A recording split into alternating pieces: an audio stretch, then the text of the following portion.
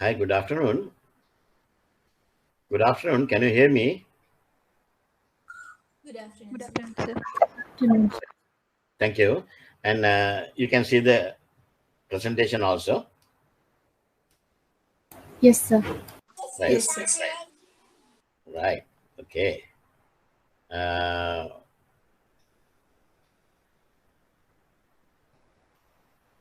today, looks like today I'm having an additional participant also.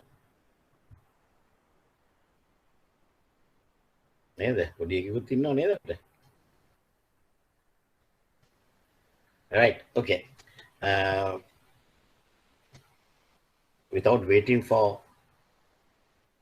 others, I thought of starting because today I want to cover up the entire collections, um, whatever the remaining, the theory part, and then we want to discuss all the 26 articles. I hope you all have gone through the articles. I would repeatedly ask you to go through the articles.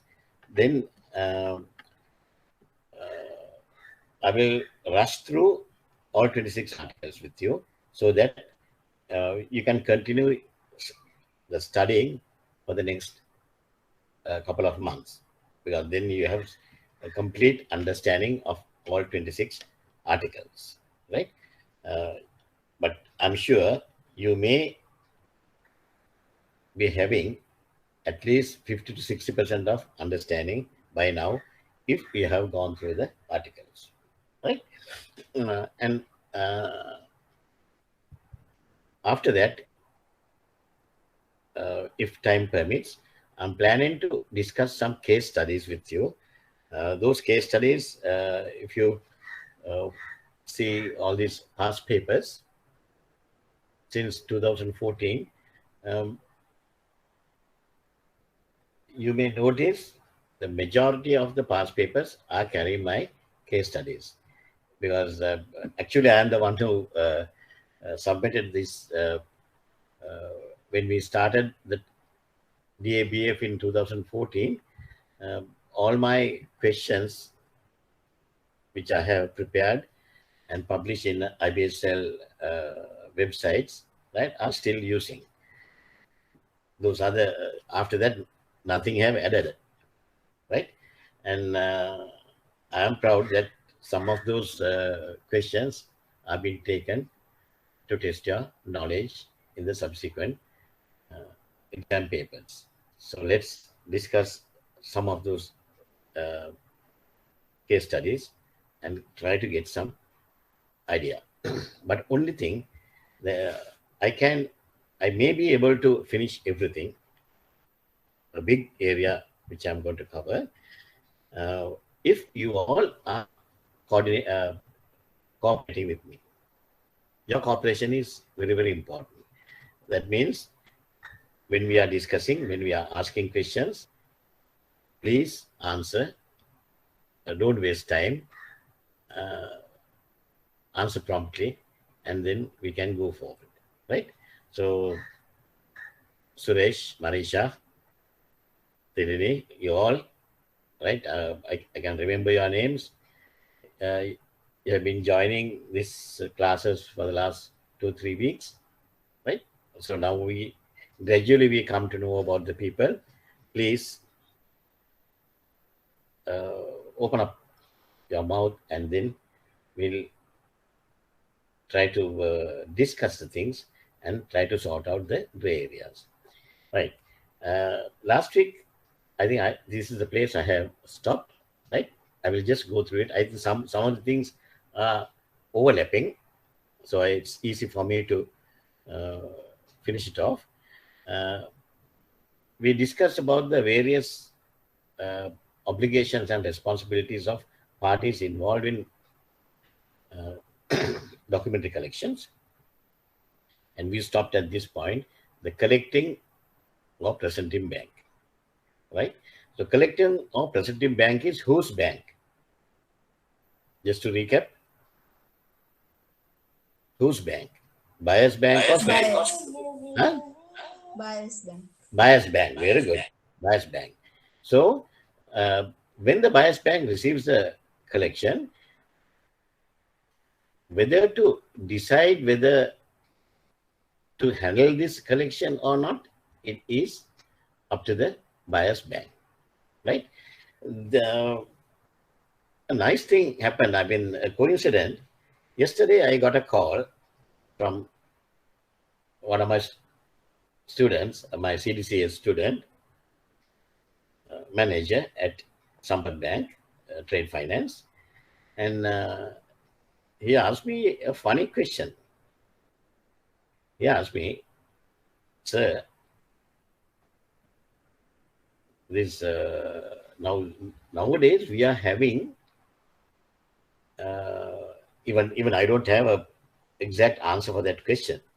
Nowadays we know that we are having a restriction in the market, scarcity in the market for dollars, and even though we are receiving the document, even though our customer is willing to pay the money, we can't convert it to dollars, right?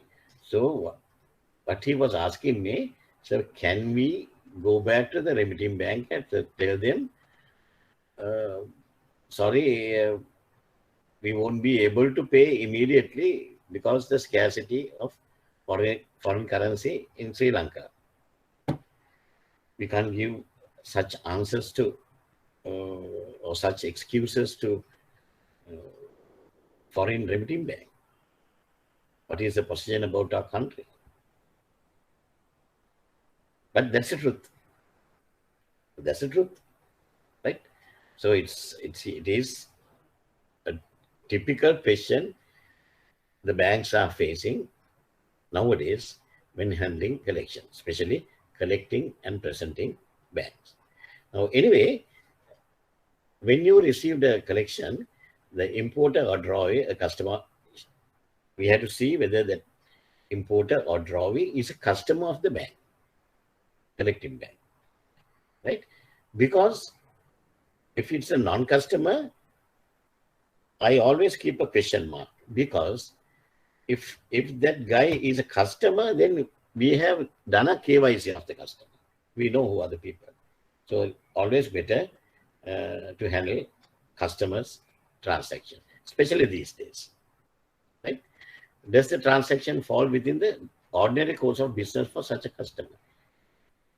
We won't be able to know whether it is within the ordinary course of business of the customer. If that guy is not a customer, then we don't know, right? So to be a customer is very, very important. And any restrictions on the merchandise covered, right? Arms and ammunitions, we don't entertain. And if it is the import license is required, and if so, do the documents are having one, right? Does the transaction a potential risk for the collecting bank? Another thing, right? It can be exchange risk, it can be some other reputational risk, right? Then will there be any difficulty in collecting bank charges, and will the transaction be profitable, right? So we will have to check all those things. And only if you are willing, you can handle the transaction.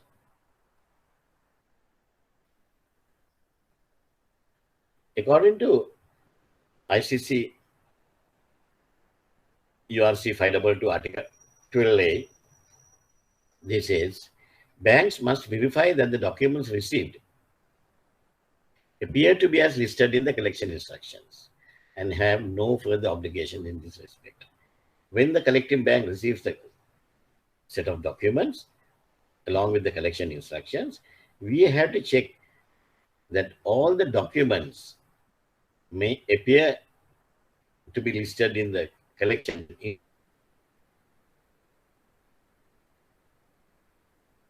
instructions are there.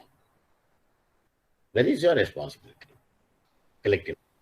And other than that, they don't have any obligation in this respect, right? And also, the bank must also exercise reasonable care. Article 9. Article 9. Because the banks are regarded as experts in handling trade documents.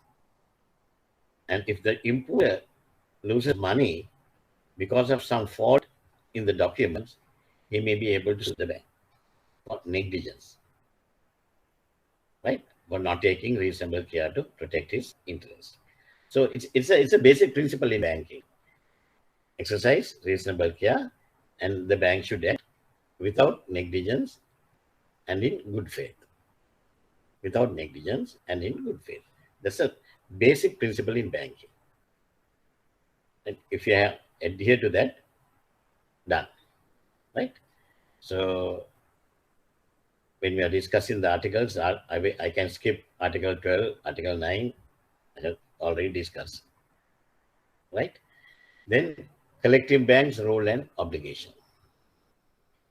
It does not guarantee the payment of the bills except in evaluation. Evaluation, I'm not going to discuss it now because I'm going to discuss evaluation under financing of collection bills, right? A normal collection, the bank is not giving any guarantee of the payment. I think අපිට ලොකු ප්‍රශ්නකුත් නෑ නේද මේ payment එක හරියට ගියේ නෑ කියලා. හැබැයි ඉතින් document අපි hold කරන්නත් බෑ. I don't know. It's a question for me also now at the moment. What we are going to do, right? The collecting bank presents the bill to the importer for payment and acceptance, right? The collecting bank advises fate of the bill to the remitting bank. Article 26. Article 26 is very, very important. That is non-payment or non-acceptance.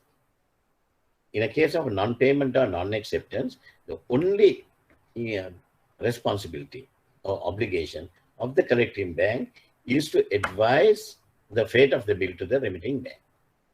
That means we will advise the remitting bank, we are sorry to inform you that this bill has not been accepted, or this bill is still outstanding and they have not come to collect the bills. That's a fate of the bill. That we have to do. Other than that, we don't have any obligations. If the bill is unpaid or unaccepted, the collecting bank arranges storage and insurance for the goods as per the remitting bank's instructions on the schedule.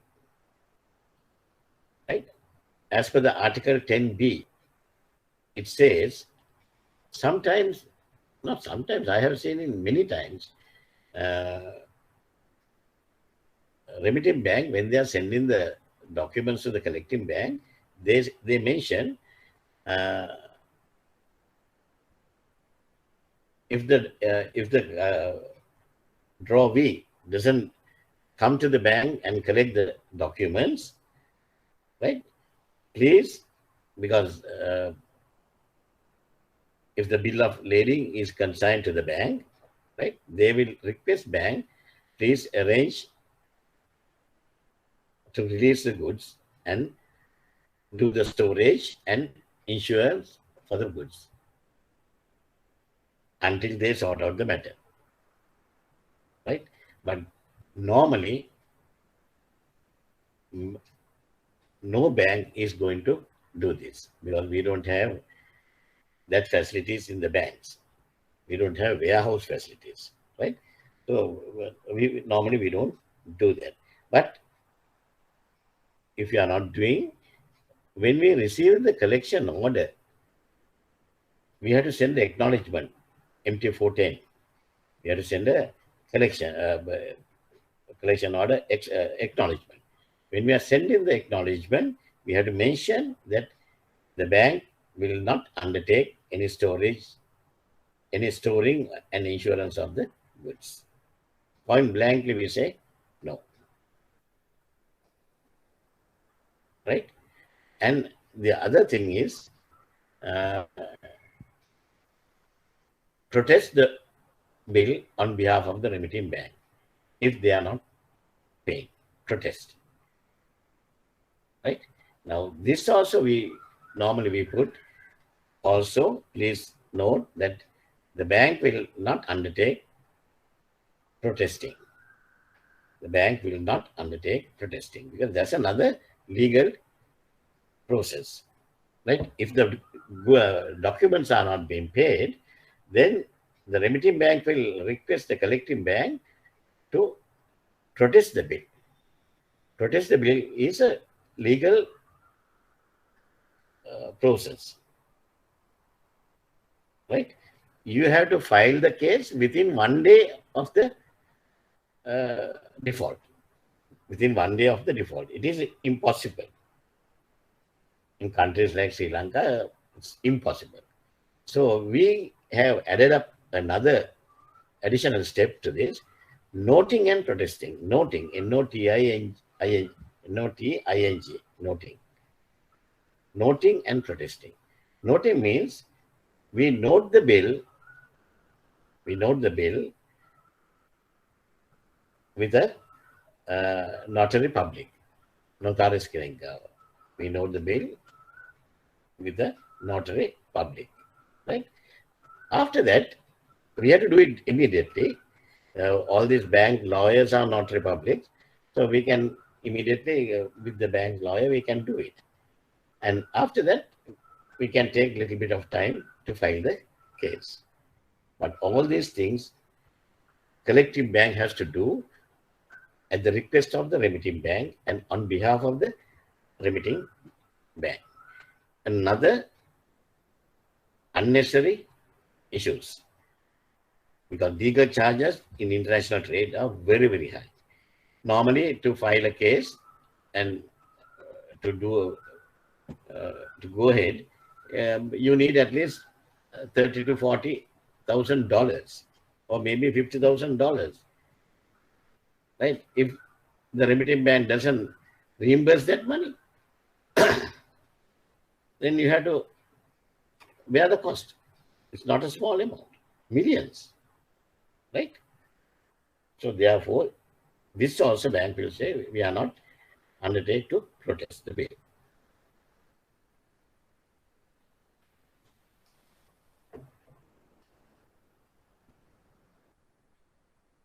Request further instructions from the remitting bank if there is a problem that is not covered by the instructions in their schedule. Right? That's a normal thing. Once payment is received from the importer, the collecting bank remits the proceeds promptly to the remitting bank, less its charges, Article 26C1. මෙතනත් පොඩි issue එකක් එනවා මේ දැන් රටේ තියෙන තත්ත්වය. Right? We will receive the payment in rupees, but a $1 million question is how to repatriate the money because of the scarcity of dollars. Issuing shipping guarantees on collection transaction is very, very risky and should be limited only for a very good customers. Normally, unless otherwise a very, very good customer, I personally say no to this, because issuing shipping guarantees, because there's no obligation from the remitting bank that or the responsibility from them or any guarantee from them that we are going to get the original documents.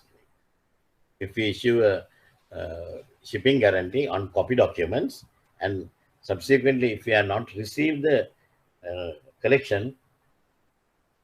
original collection documents, then we will be in a real fix, right?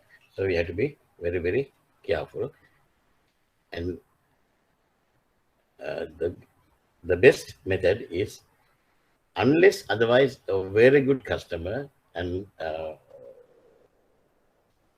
keeping 110% cash margin, don't issue shipping guarantees on collection.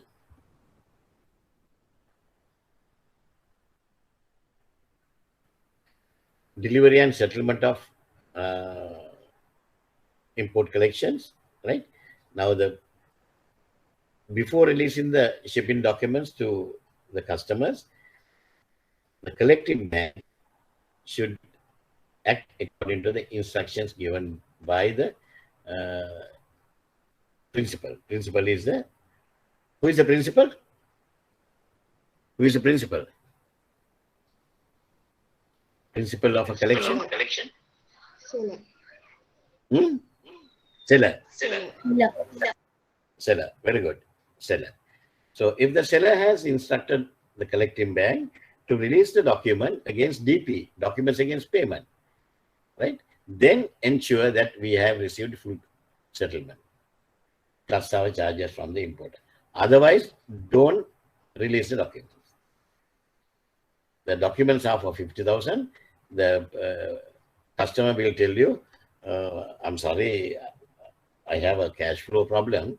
So I will give you $25,000 and the balance 25,000, I will sell the goods and I'll settle the bill outstanding to you in 1 month's time. Right? So we can't take 25,000 and remit 25,000 and release the documents to the customer. No way. Either you release, either you remit entire 50,000 or no partial payments. No partial payments. Right? So it's very important. And DA, right? Ensure that we hold a nuisance bill accepted for payment on a stated date, on a maturity date, a future date. And that the acceptance of the bill of exchange appears to be completely and correct as per the Article 22. We are going to discuss Article 22. Then if there's anything additional, then I will discuss there. Right? Sir? Yeah. Yeah, sir, now you said that the bank can't, you can't do the partial thing, no? Yes.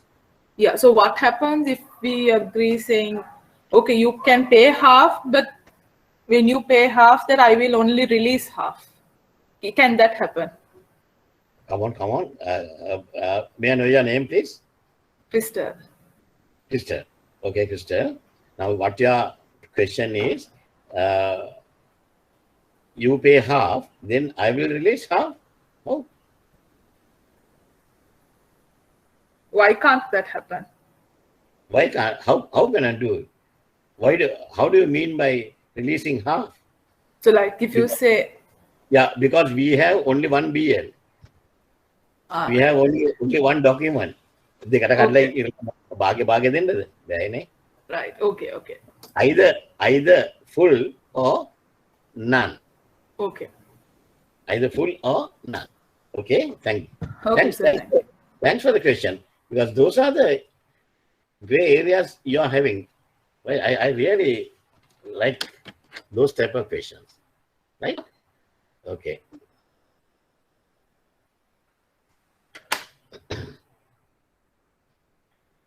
Advantages and disadvantages of using document collections. What are the advantages? Advantages are increase the likelihood of payment for the seller. Likelihood of payment. There's no bank guarantee. No guarantee. It's a likelihood of payment for the seller, as the buyer may not be able to obtain the goods without payment or acceptance of the collection. So we have a certain control. Seller is having a certain control. Right? Either you collect the money, otherwise documents will not be given. Right? Provide some assurance to the buyer that the shipment will arrive. That's also there. Provide some assurance. Full name, yeah? Because now when we receive the document, then the buyer know that at least some assurance. Provide an opportunity to sell goods before payment has to be made.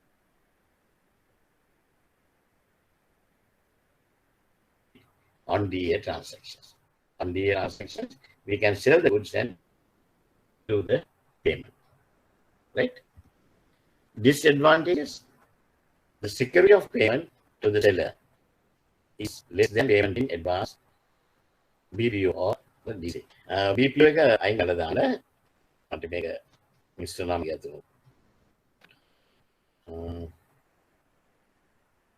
Bank payment obligations.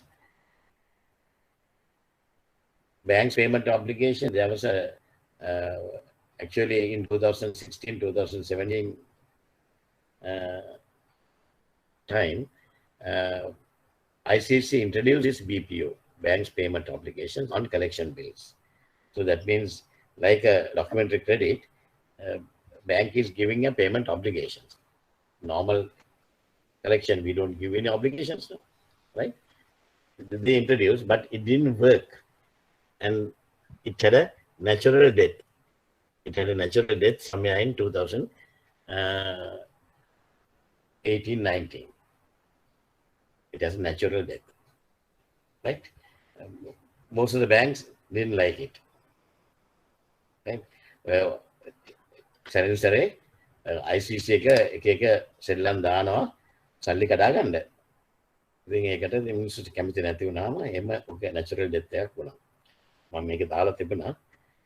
හැබැයි දැන් මේක අයින් කළා දාන්න. Then payment in advance or documented credit. The seller does not have the benefit of a bank guarantee of payment by a DC. If it is DC, documented credit, the seller will have a definite undertaking of payment from the issuing bank. We are going to discuss next week, right? But here, nothing, no undertaking, and only relies only upon the credit standing of the drawee or the buyer, right? We had to cross our fingers and wait. Should the collection be unpaid, the cost of protecting the goods can be high, right? Cost of, if it is a perishable item, they will ask the bank to clear the goods and store it and insure it and find another person. We don't want to do all those things, right? We don't care. Right. I think I have run through the remaining area. Let's discuss some questions to judge your knowledge of what we have learned up to now. Please answer, right? Please answer. මගේ physical class එකේ හිටියා නම් මම මේ හැම ළමයෙක්ටම ටොෆියවත් දෙනවා answer කරන කට්ටියට. අපි හරි ජොලි ඉගෙන ගත්තා. මම ටොෆිස් ටික ගෙනල්ලා ඉතින් ඊට පස්සේ මේ අහන ප්‍රශ්න ඉස්ලාම ෆාස්ටස්ට් ෆින්ගර්ස් වගේ තමයි. ඉස්ලාම එක්කනට ටොෆියක් දෙනවා. සමහර ළමයි ඉන්න ඔක්කොම ටොෆියට ගෑ ගන්නවා. පස්සේ යාළුවොත් එක්ක බෙදා ගන්නවා. right? ඒ ඔයගලගේ දක්ෂකම. දැන් ටොෆි නෑ. ටොෆියක් හම් වෙනවා කියලා හිතාගෙන කියන්නකෝ බලන්න උත්තර ටික. Read and give me the answer. You can read. I don't want to go through it.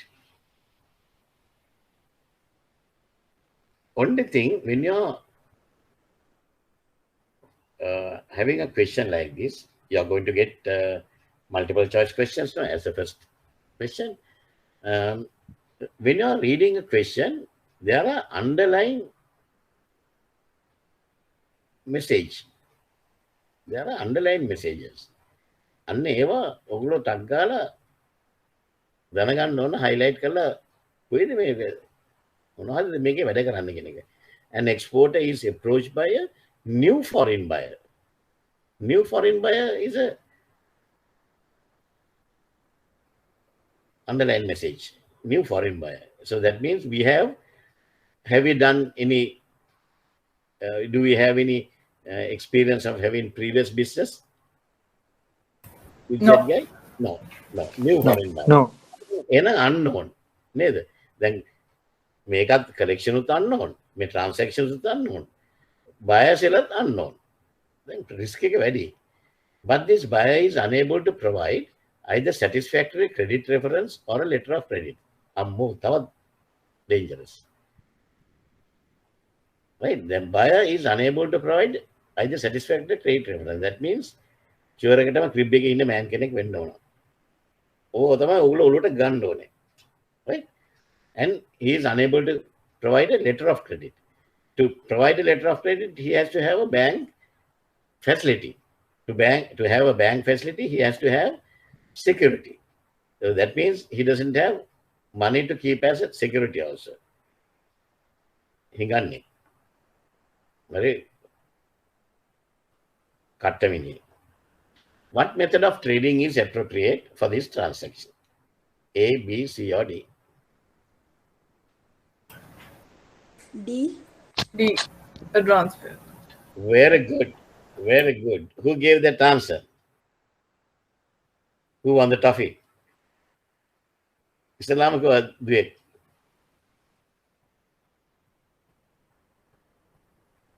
Toffee pad. How do you give? Shanali. Sir. Huh? Shanali. Shenali. Okay. Thanks, Shenali. That's good. Fastest fingers. Okay. Taggala answer. Advance payment. Sure, nahi. Sure, nattang. Salli atara ragana. Abhi business se karum. Ekane de vadiya mode. Right. In which of the following circumstances might an exporter choose to use a collection? In which of the following circumstances might an exporter choose to use a collection? A, B, C, or D?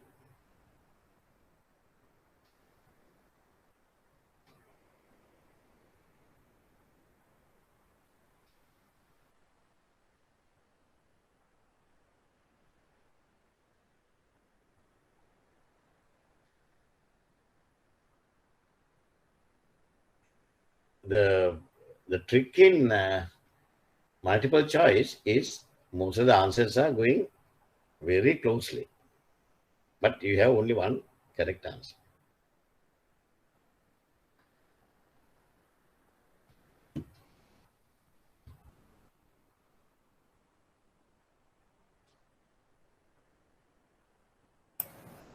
Is it both B and C?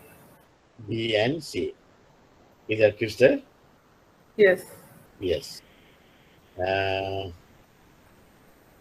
Any other answers? Answer C, sir. Answer C. There is some buyer's risk, but there is a market for the goods in the buyer's country. Ane puthe ekanam be. Eka kinone. There is some buyer's risk. Market එකක් තිබ්බට වැඩක් නැහැ නේ. බයගේ risk එකක් තියෙනවා නම් සල්ලි හම්බ වෙන ගන්න නැහැ නේ. එහෙනම් C කරන්න බෑ. C බැරි නම් B. එහෙනම් D බැරි බෑ නේ. Yes. C බැරි නම් D බෑ. එහෙනම් C D දෙකම වැරදි. Then that's the correct answer. A completely out. Answer is B. The buyer is creditworthy. That's the most important thing. Buyer is creditworthy. You know, honda mini. But has a record of slow payment. Ek common ne subhana dega parakunat. Honest nang, that integrity is the most important thing. So the answer is B, number 2. This one.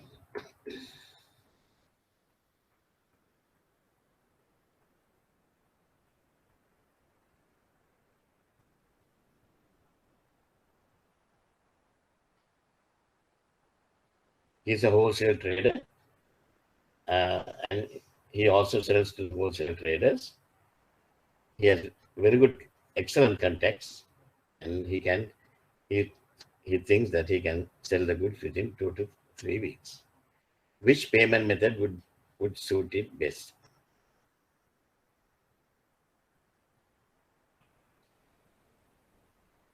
C. Yes, very good. C. Collection 60 days, term bid. 60 days, term bid. Very good. Was the answer collection there?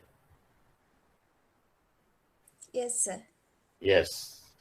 Then voices puru right? You are from which bank? HNB, sir. HNB. Right. Okay. HNB branch there, I mean. Yeah. Which branch? Which branch? I'm from Minongade, sir. Good, good. Okay. In a collection, අයියෝ මේ ප්‍රශ්නේ වැඩක් නැහැ. මොකද උත්තරේ? A. What? Answer is A. 5. West Bank has received a collection from South Bank, one of its overseas correspondent banks, for presentation to one of its customers. For whom is West Bank acting in this transaction? For whom is West Bank acting in this transaction? West Bank has received a collection. West Bank is the remitting bank or collecting bank? Collective bank. Collecting bank. South Bank? Remitting bank. Remitting bank. Then, for whom is West Bank acting in this transaction? A, B, C, or D? B. B.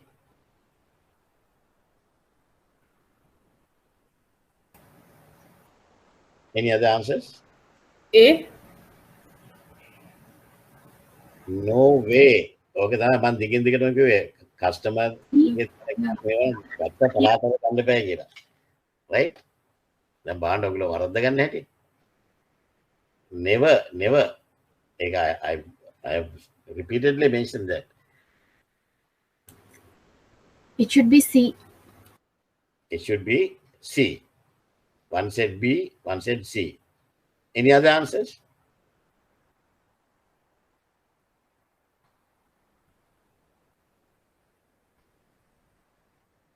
Any other answers? B is correct. C is also correct. Then the correct answer should be above B and C. B is also correct. C is also correct. So the exact correct answer should be D, above B and C. Right? හොඳට ඔළුවට ගන්න ඕන. ඔළුත් answer එකක් දුන්නේ නැහැ. This one. Agrotech in UK are shipping farm machinery valued at GBP 100,000 to a new customer in France. Right? New customer in France. Underline new customer. Value GBP 100,000. Big value. Right? The buyers are not willing to pay in advance. The buyer, advance payment කරන්න බෑ කියලා. අලුත් customer කෙනෙක්ගෙන්. On the remaining payment methods, which do you think Agritech would prefer? මේක මම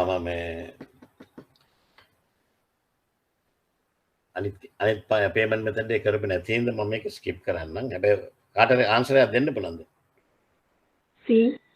C. C. Answer is C. Answer is C.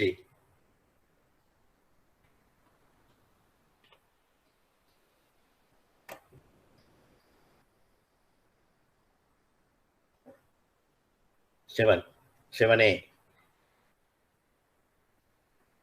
True or false?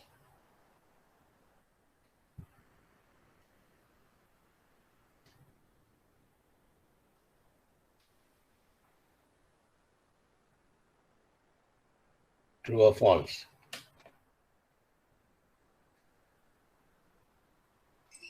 False. False. Yes. False. It is false. B.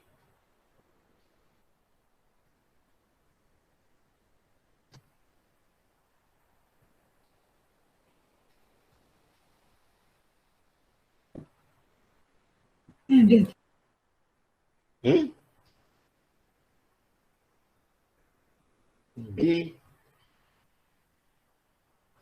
Is it true or false?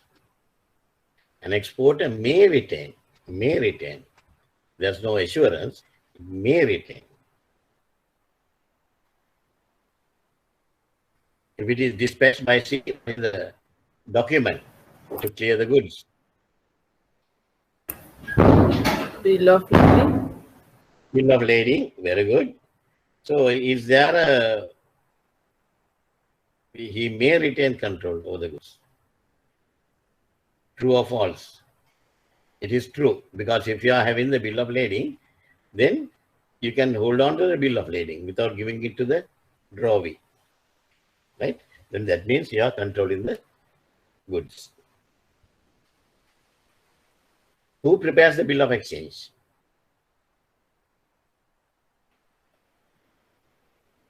Who prepares the bill of exchange? Principal. Principal. Very good. Another name for bill of exchange වල අපි කියන නම drawer, right? Match the following parties in a bill of exchange. මේ පොඩි උන්ට දෙන එකක්. ඔයගලගේ ළමයින්ට දෙන්නේ. අර ඉස්කෝලේ අපි චූටි කාලේ ඉර ගෙව්වේ ඊතලේ ගහලා. යා කරන්න බලන්න. Exporter, drawer. Importer, drawee. and exporter's bank is the pay. Right? What is this one? A. මම මේක දුන්නේම ඔයගලන්ට ලණුවක් දෙන්න. කෑව ලණුව. Read the question. B. B. I have asked documentary credit. මම පළවෙනි දවසේ මිස් කිව්වා මිසක් ඊට පස්සේ කිව්වේ නැහැ ඔක. next week තමයි ඉගෙන ගන්න යන්නේ. ඒකයි මම දන්නට ෂුවර් එකටම A කියලා කියනවා කියලා. right? දැක්ක නේද අහුවෙන්නේ නැහැටි. documentary credit UCP 600. Right? Okay. Good. Now can you take out your URC 522? I asked you to get printouts and keep it with you, because you can't go back and refer and do it, all those things, right? Right? After Aragan asked you to discuss the URC 522.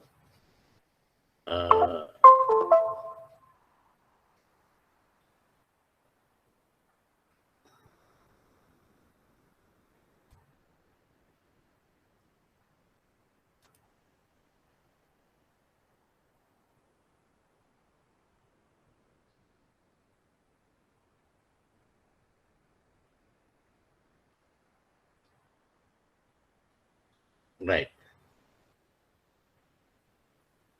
Can you see the what do you call this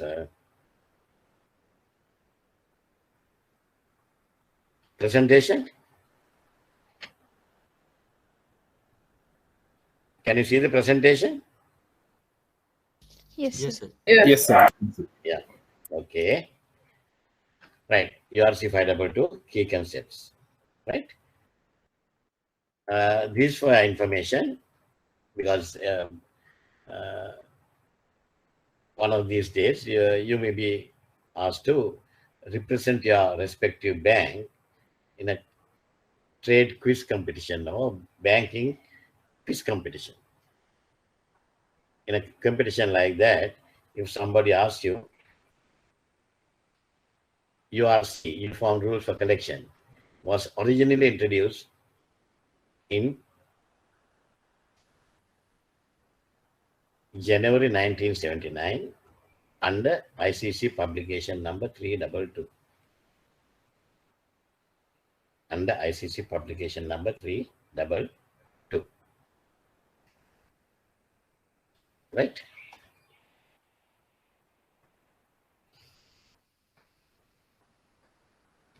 The latest version is publication number 522, URC 522. That's what we are discussing now.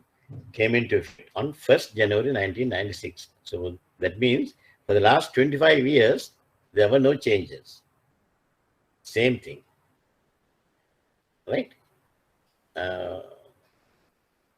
Otherwise, it will be get changed according to the international rules change in order to keep abreast with the commercial developments and practices. The URC 522 is divided into 26 articles under 7 distinct sections. The general provisions and definitions, Article 1 to 3. Form and structure of correction, Article 4. Form of presentation, Article 5 to 8. Liabilities and responsibilities we'll discuss under Article 9 to 15. Payment, Article 16 to 19. Interest, charges and expenses, Article 20 to 21. Then other provisions, Article 22 to 26. Right? That's the 7 categories under URC 522. Articles, 26 articles. Right? Article 1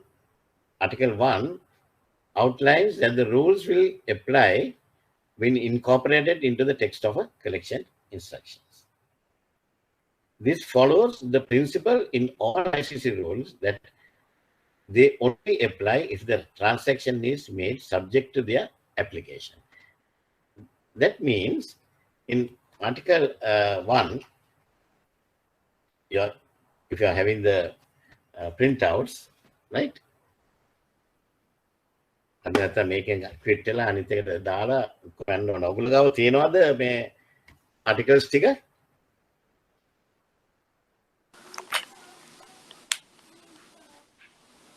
You can refer to the articles, okay? Yes, sir. Yes, sir. Yeah, thank you.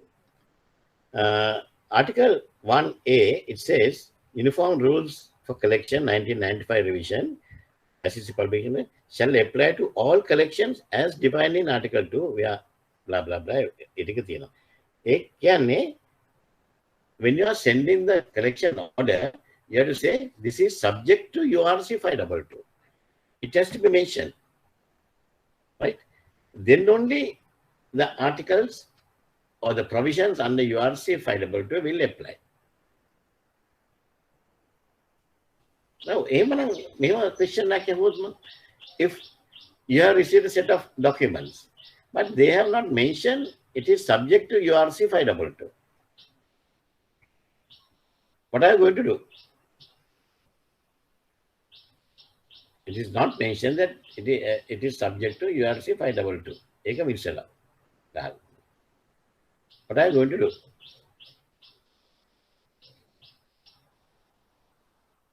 Can the URC 522 provisions applicable to those transactions? No, can't. Because if they have not mentioned it is subject to URC 522, then URC 522 will not apply. Then I think Article 4, Article 6, Article 26, Article 22, Article 20. If it is not mentioned very clearly, it's subject to URC 522. Right? So, what course of action we can do? We can take. If you are received a set of documents, now you are the imports manager in your respective bank. Huh? මොකද කරන්නේ? ෂෙනාරිට එනවා Minuwangoda branch එකට. දැන් ෂෙනාරි had to decide. What are you going to do?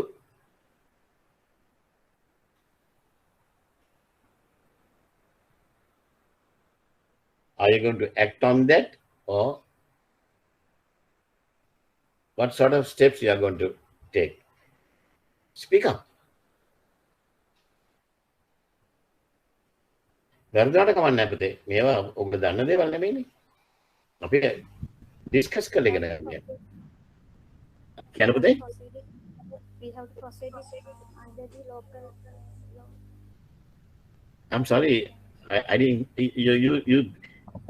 You missed something very important. I mean, we have to proceed it under the law of country, a local law Of the country. Yeah. Who's that? Senali there? No, I'm Minuri. Yeah? Minuri. Minuri. Yeah. Minuri. You're from which bank? I would like to know that. Huh? Minuri? What's the bank again? Bank. People's Huh? Bank, sir. People's Bank. All right. People's Bank, yeah. You have the credit department there. No, sir. No. But your answer is the perfect answer. ඕක අපේ කොහෙවත් මම කිව්වෙම නැහැ. කොහොමද හරියටම කිව්වේ? ඒකේ මම කිව්වේ good, very good Minuri.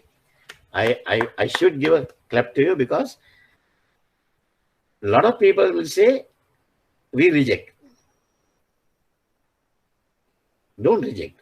Either you can go back to the remitting bank and you can go to the remitting bank and ask for further instructions. Or you can act according to the law of the country. Right? Okay, good. Article 1B clearly indicates that the banks have no obligation to handle a collection. Then Article 2 defines the meaning of collection and outlines the concept of financial and commercial documents. I think this we have discussed, right? What is financial documents and what is commercial documents? What are the financial documents? Just for my information. Like the bill of exchange, promissory notes. Very good, very good, very good. Commercial documents? Invoices. Yes. Bill of lading. Bill of lading. Packing list.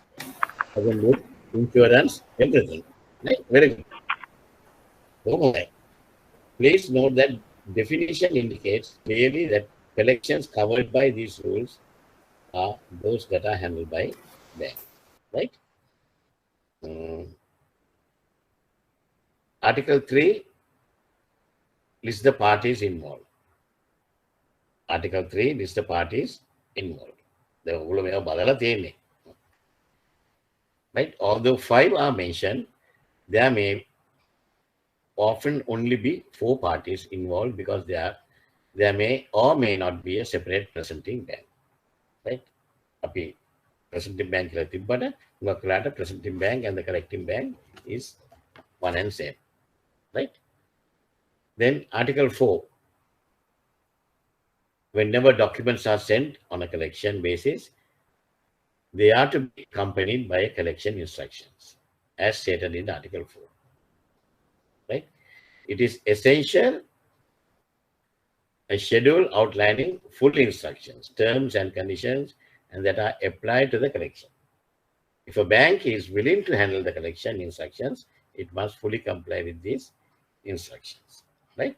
And then we discuss about the collection instructions.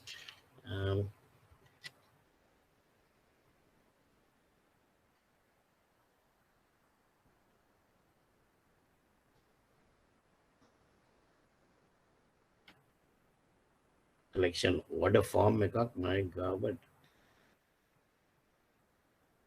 Collection order form එක ඔයගොල්ලෝ ගාව තියෙනවනේ ඒක හැටියට my God form එක නෑ. Right. ඔයගොල්ලන් ගාවට මම දීලා ඇති collection order form එක ඒකේ හැටියට බලන්න what are the things mentioned in the collection order form, right?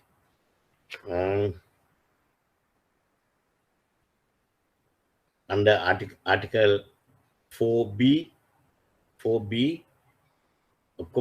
collection instructions should contain the following items of information. Right? So please go through the article 4B and that will give you all the important areas in a collection document, and open up the page of the collection instructions form, right, which I have given, and then or get a printout of that, or keep it open and then go through the Article 4B very clearly, right? One by one, check whether those cages are there. Details of the bank from whose collection node is. Again, a drawers name and address, drawees name and address, then SWIFT numbers, phone numbers, details of the principal, including full name, then amounts and currencies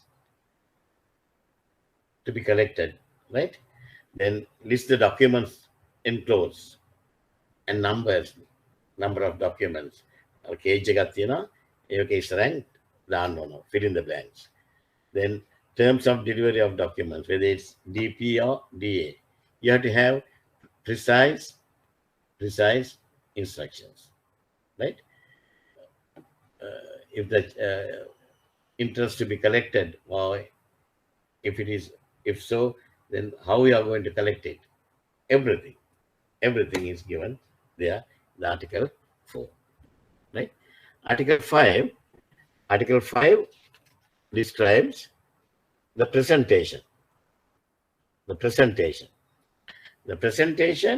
as an act of presenting bank, making documents available to the drawee, right? Under Article 5, it says 5A, for the purpose of these articles, presentation is the procedure whereby the presenting bank makes the documents available to the drawee as instructed, right? When we are in the collection instructions, Article 5B, collection instructions, we should never mention ambiguous terms, ambiguous expressions, such as first, prompt, immediate, and the like should not be used. Now, in some people, they will say,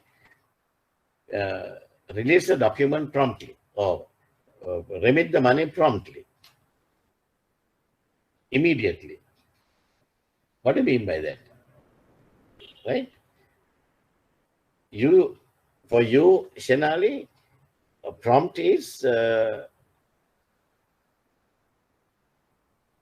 what a prompt එක what a මේ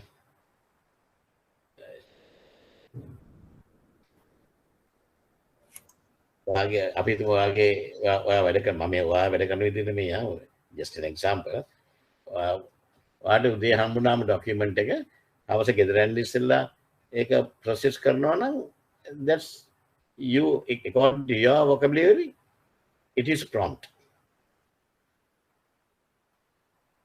Is it like it is right? Or for some person, Crystal.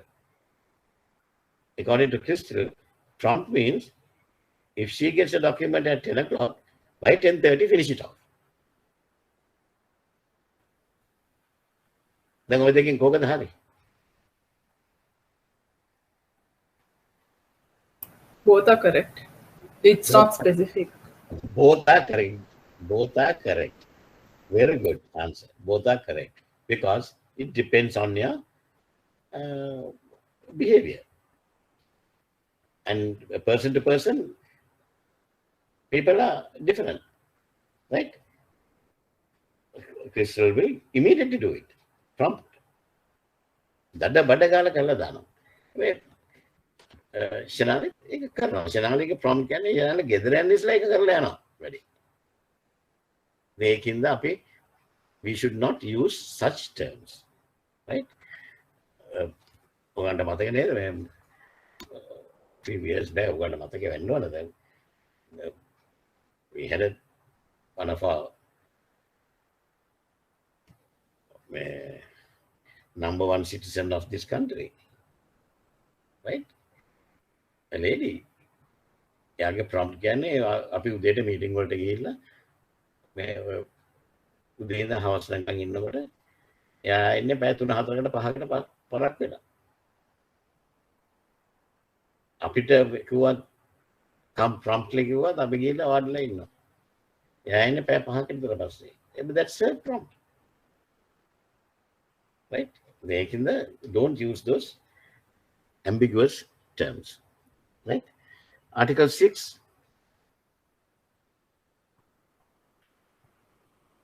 As outlined in Article 6, for documents payable at site, a presenting bank must make payment without delay.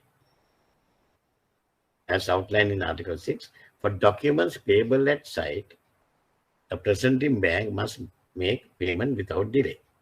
If the collection is payable at a future date, then the presenting bank must obtain acceptance without delay and make presentation of the accepted draft to the drawee not later than the maturity date. Right? Now it says, in the case of documents payable at site, the presenting bank must make, same thing. Right? Article එකම තමයි උතන දීලා තියෙන්නේ. Any questions on that?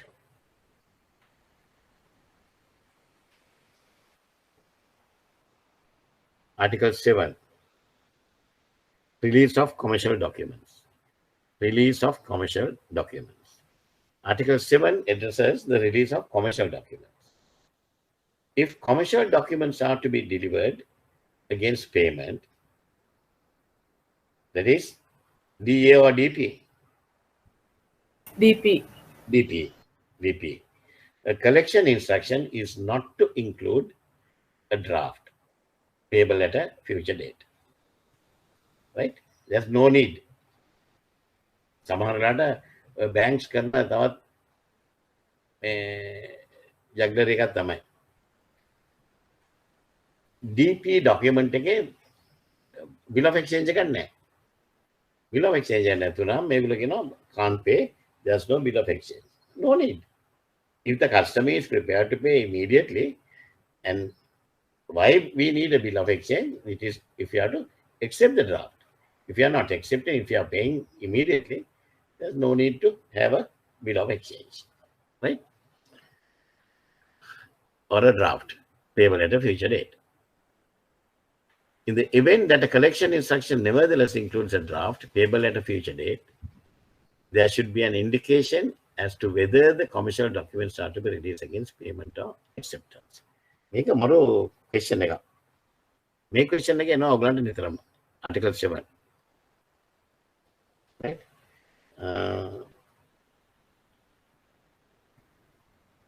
If it is the collection order, now I am asking questions. Please answer. අපේ දෙන්නයි තුන්දෙනයි කතා කරන්නේ. අනිත් අය කතා කරන්නේ නැහැ. Suresh, මරීෂා, Ravindra, nothing. Right? So, පිරිමි ළමයි කතා කරන්න ඕන. අපි ගෑනු ළමයින්ටම dominance එක දෙන්න බෑ. Right? Okay. If it is a DP document, is it necessary to have a bill of exchange or a draft? No. No. No, right? But is it necessary to have an instruction in the collection order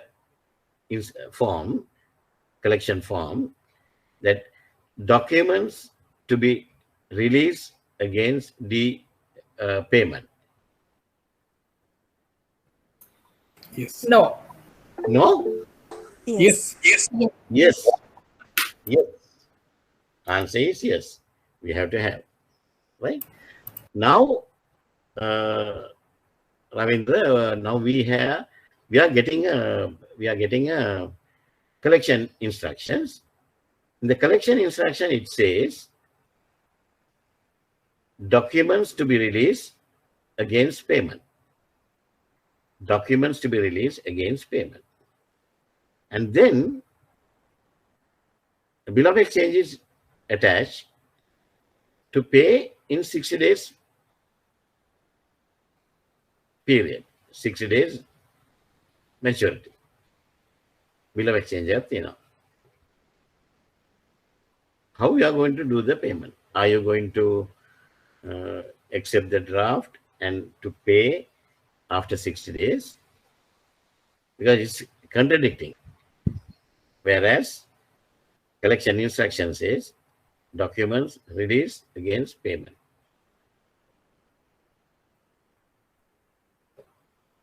Are you going to release the documents to the customer, accepting the draft, or are you going to release the documents to the customer only after the payment?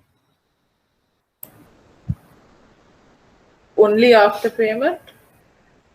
Only after payment.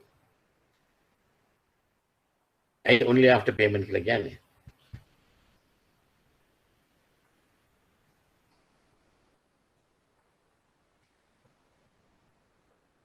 So can we prepare LC transaction regarding this? No. LC is a completely different scenario. LC is a completely different scenario. And now we are talking in collection.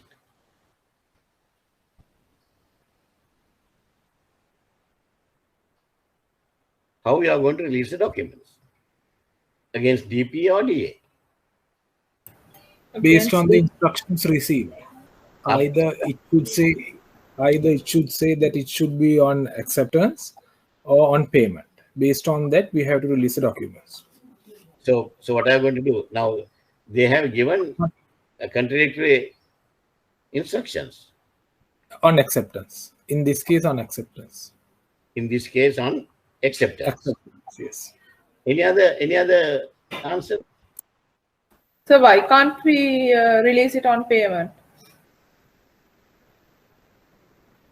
What is the law? What is the practice? What is the law or what is the practice?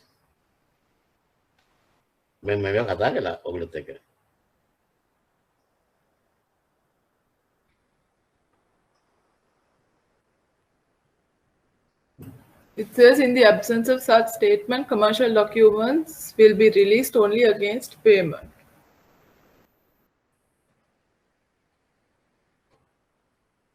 Under Article 7B, right? In the absence of such statement, and if it is ambiguous, like two contradictory instructions, we have to always release the documents against payment.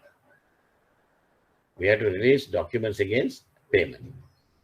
Because the principal we don't know whether the principal's intentions, whether the principal wants us to release the documents on acceptance or very lava perishable items then ගෙනල්ලා තියෙන්නේ B onions. Then customer එලා run වෙනවා අපිත් එක්ක. So මේක දෙන්න මේ B ලුණු ටික පුණු වෙනවා මේ නැවේ. ඔයා මොකද්ද මේ කරන්නේ? මට මේක දෙන්න මේක දීලා දෙනවා 60 days DA. We don't care whether it get perished. Right? Get me the correct instruction. Then he has to talk to the seller and ask them to send the correct instructions through the remitting bank. Then we can amend the instructions, right? But if the customer wants the documents immediately to clear the goods, then he has to pay. Right? Very important. Article 8, as expounded upon in Article 8, it can, on occasion, be the case that a remitting bank instructs the collecting bank or the drawee to create its own documents. Now, the Article 8 says creation of documents, where the remitting bank instructs that either the collecting bank or the drawee is to create documents, bill of exchange, promissory notes, trust receipt, letters of undertaking, blah, blah, blah.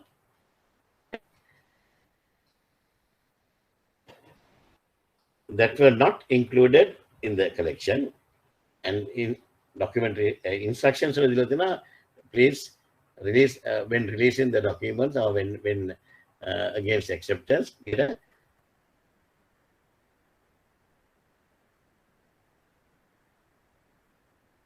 An undertaking from the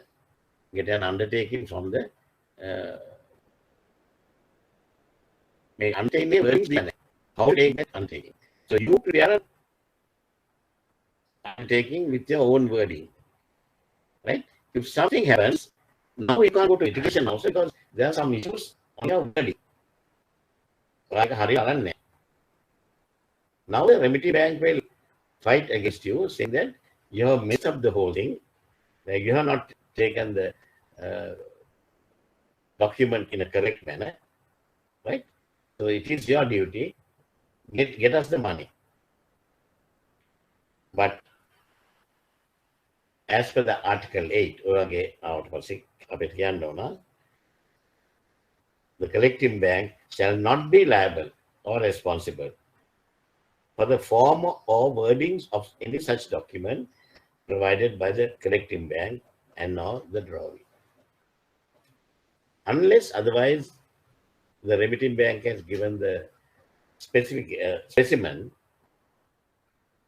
if they have just asked us to issue an undertaking, the undertaking wording upset, we are not responsible. We are not responsible, right? Make a very important in the creation of documents. Article 9 we discuss, right? Few minutes back we discussed this. It is the issue that has to be expected in a commercial transaction. In the event of any dispute, it would be a code that would determine whether a bank acted in such manner or not. Right? Okay, the famous court case, commercial bank versus one of the Villu company. One of the Villu company, they were doing, they were cultivating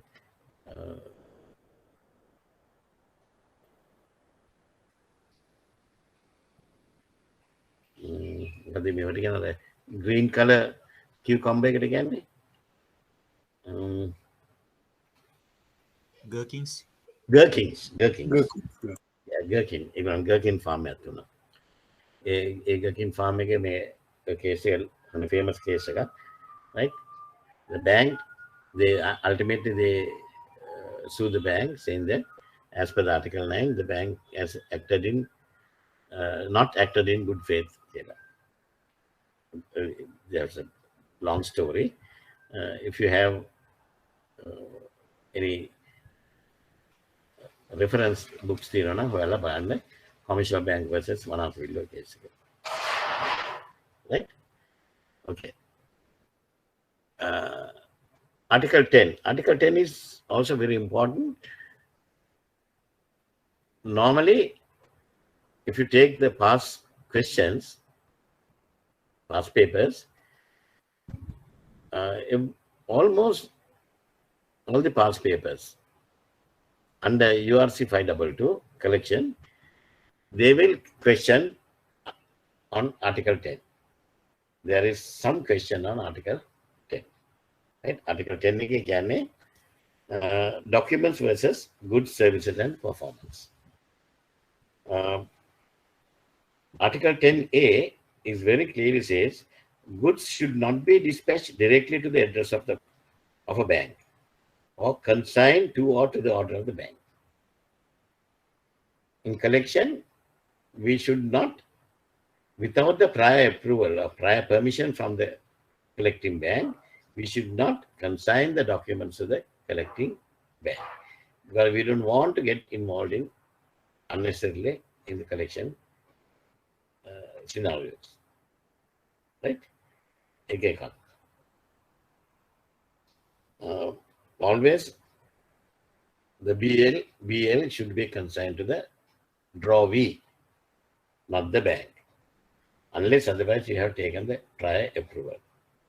Then the 10B, we discussed a few minutes back, right?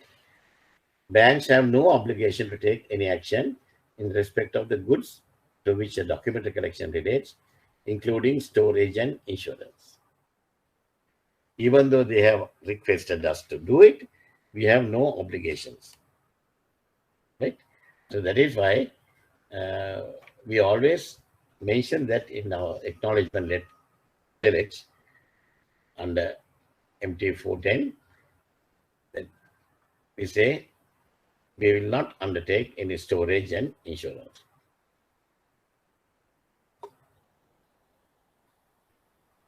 And protest, protest to Dana. Right? Even though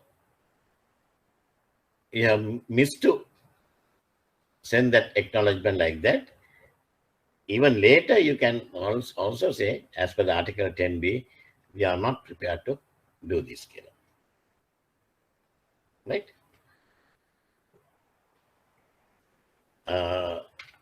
Article 10 clarifies that the bank is not concerned with the underlying goods of a transaction. Right? And as such, goods should not be delivered to a bank. And neither should a transport document indicate that the goods are consigned to or to the order of that bank, unless otherwise agreed in advance. Okay.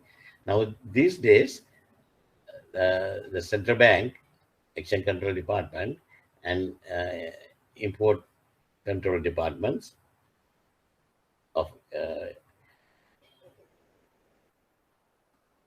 Import Controller has issued, and sometimes the Treasury has issued certain circulars to the banks saying that certain items are banned to bring to Sri Lanka, like ACs, අපි මොනහරි මේ බඩු ගේන්න තහනම් කියලා. එහෙම තියෙද්දි මේ ගෙනාපු ස්ටොක් එකක් හාබර් එකේ හිර වෙනවා. හාබර් එකෙන් දෙන්නේ නැහැ මේවා තහනම් ඉඳලා. But the documents are consigned to the bank. Then the bank has ultimate right to look after the consignment. So that means we are unnecessarily getting into some issues. That is why we point blankly refuse that. Point blankly we refuse that. Right? Unless otherwise we agreed in advance.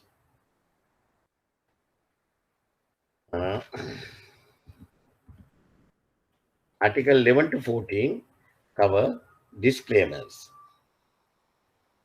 Acts of an instructed party, documents received, effectiveness of documents, and delays, loss in transit, and translation. Right?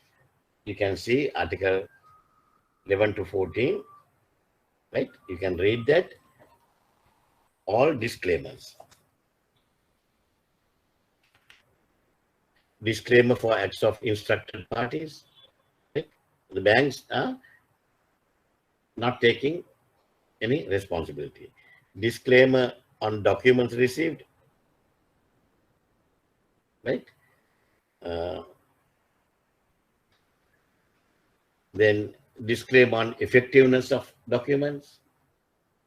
Disclaimer on delays, loss in transit and translation. All these things are disclaimers. Banks will not take any action. Right? But that doesn't mean you can ignore these things. You have to read and understand. Right? Read Article 15, force measure. What is force measure? Occurrence of a force measure event. Force measure event. Like war and civil commotions. Unforeseen. Unforeseen Future event. Unforeseen events. In simple, we call it acts of God. Acts of God. They are announcing කැමැත්තුඩ වෙනේවා. මොනවා ගේවද? Insurrections, civil commotions, riots, tsunami වගේවා, acts of God. Floods, acts of God. Right? Riots, civil commotion, acts of God එකට වැඩිය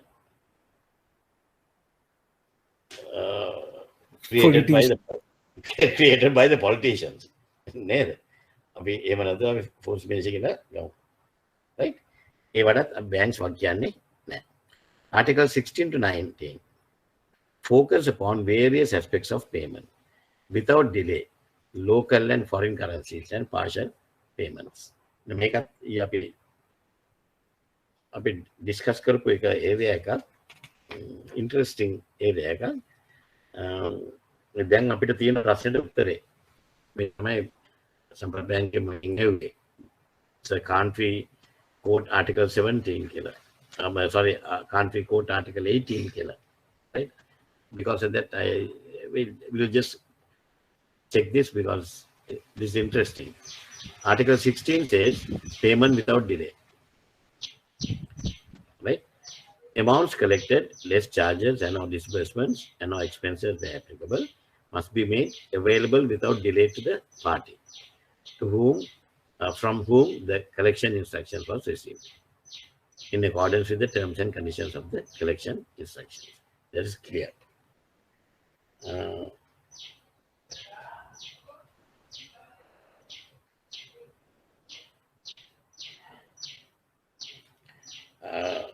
Then Article 17, payment in local currency. In the case of a documents payable in the currency of the country of payment, local currency, the presenting bank must, unless otherwise instructed in the collection instruction, release the documents to the drawee against the payment in local currency. Right? Only if such currency is immediately available for disposal in the manner specified in the collection instructions. මෙන්න මේක තමයි ටිකක් dicey එක එන්නේ. In the case of documents payable in the currency of the country of payment. ඒ කියන්නේ අපි කරන්නේ නැහැනේ. අපි rupees වලින් payments කරන්නේ නැහැ. ඒකෙන්ද මේක අපිට ගන්න ඉතර වැදගත් නැහැ. Unless it is a local collection. Local collection නම් rupees වලින් we can do the thing. Right? If it is dollars, then Article 18 will apply. A majority and payment in foreign currency. In the case of a document payable in a currency other than that of the country of payment, country of payment is rupees. So other than country of payment is US dollars, right? A foreign currency. The presenting bank must, unless otherwise instructed in the collection instructions, release the documents to the drawee against the payment in the designated foreign currency only if such foreign currency can immediately be remitted in accordance with the instructions given in the collection instructions. Now the issue, if you read it very carefully, now I understand why those people are having that issue. Now customer is prepared to pay the equivalent in rupees. Normally, we get the equivalent in rupees and then we convert it to dollars. Now, our issue is converting to dollars. Scarcity in the market. Right? So, are we going to release the documents to the customer? The customer also needs, and customer is willing to pay, but pay in rupees. අපි කොහොමද කරන්නේ? අතර මට තේරෙන්නේ නැහැ දැන් තියෙන තත්ත්වයට ඔක අහන්න ඕන ප්‍රශ්නයක්. ඒ කියන්නේ මේ ඩිස්කෂන් එකකට ගන්න ඕන ප්‍රශ්නයක් මේක. right? අපි මොකද්ද ආටිකල් 18 එකට කොහොමද කරන්නේ? කරනවද නැද්ද? මම දන්නේ නැහැ මටත් හිතා ගන්න බෑ. Right? In that case, we have to send an answer. Why? So are we going to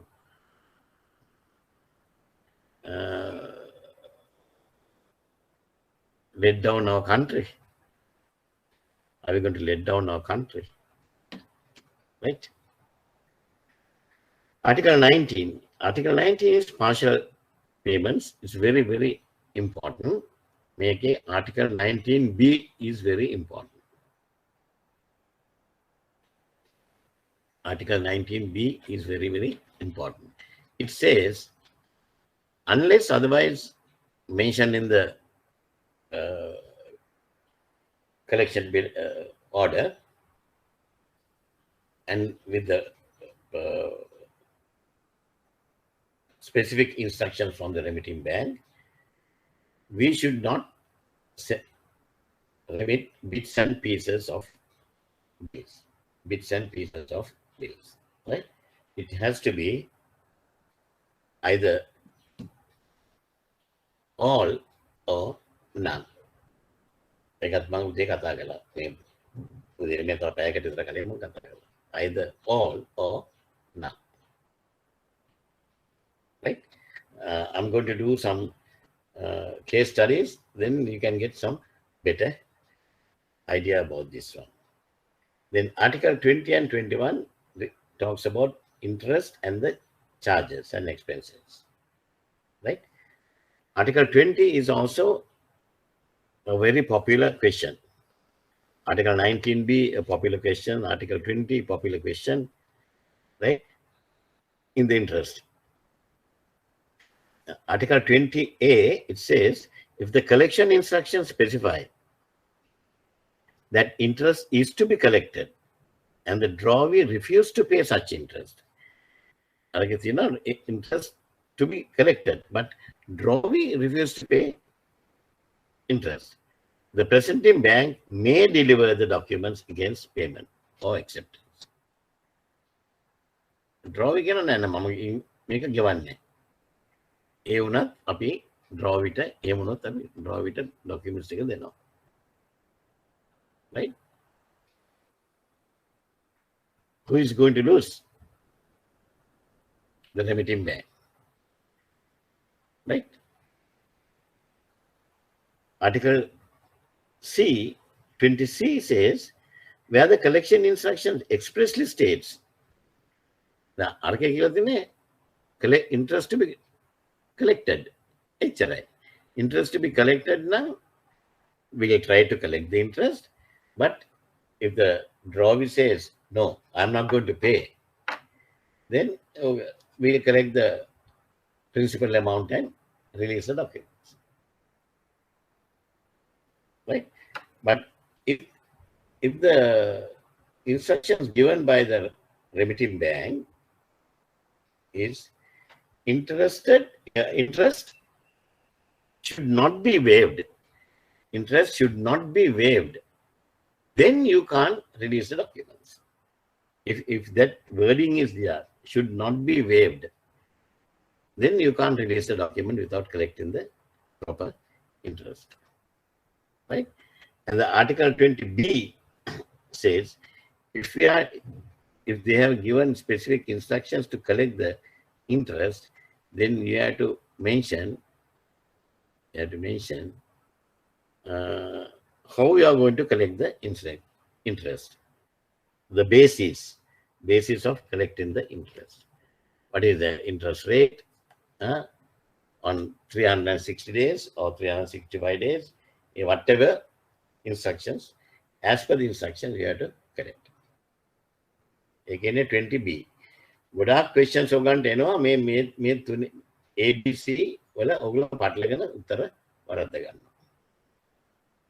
දන්නවා පාඩම් කරලා තියෙන ඔක්කොම කරලා තියෙන උත්තර වරද්ද ගන්නවා මේක. Right? Article 21 is also a similar one, charges or expenses you can read. ගොඩාක් exam එකට එන questions තමයි මම articles තමයි මම Article 22 exam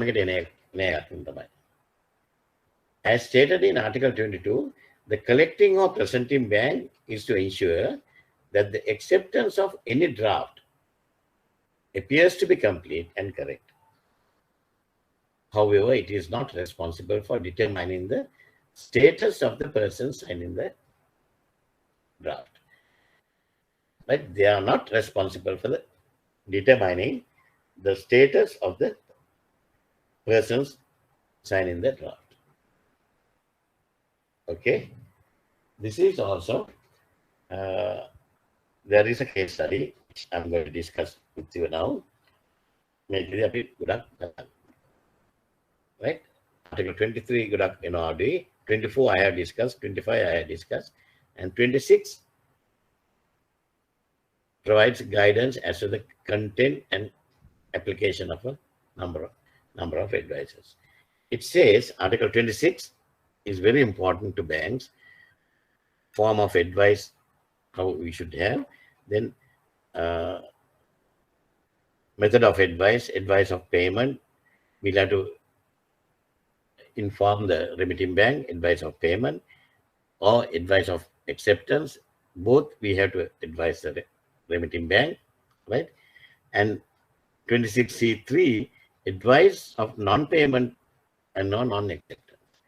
Non-payment or non-acceptance, we have to advise the remitting bank immediately. And on a periodical basis, you have to do the follow-ups. And meanwhile, you have to contact the drawee and see whether they are going to pay, right? In that case, you have to call them and try persuade them to pay, right? And however, you have to inform the remitting bank on a periodical basis, at least every 2 weeks. Fortnightly, you have to inform the remitting bank that still these documents are outstanding. The normal practice is, if the documents are outstanding for more than 60 days, that means more than 2 months, if such instructions are not received by the presenting bank within 60 days after its advice of non-payment and non-acceptance, the documents may be returned to the bank from which the collecting instructions was received. After 6 days, the collecting bank may return the documents back to the remitting bank. Right? අනේක තමයි risk එකක් disadvantage එකක් තියෙන collection. Right?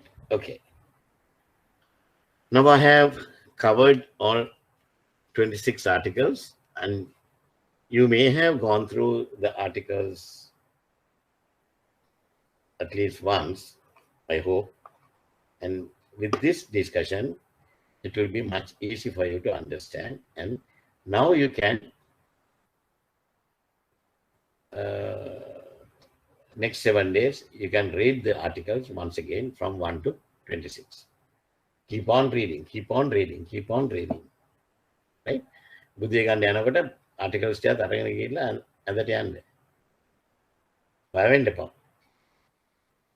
නින්දයක් නැති ලෙඩකින් එහෙම පෙළෙනවා නම්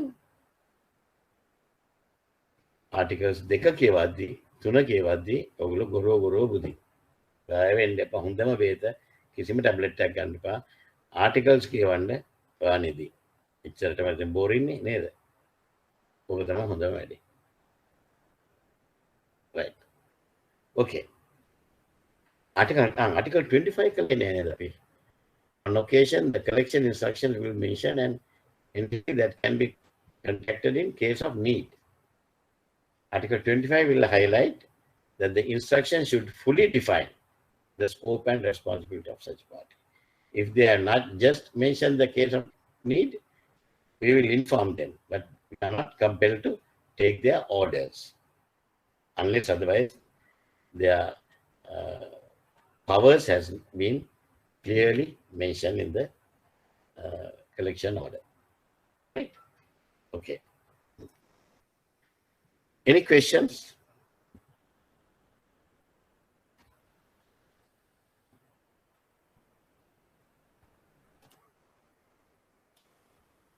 Any questions? If not, now what's the time?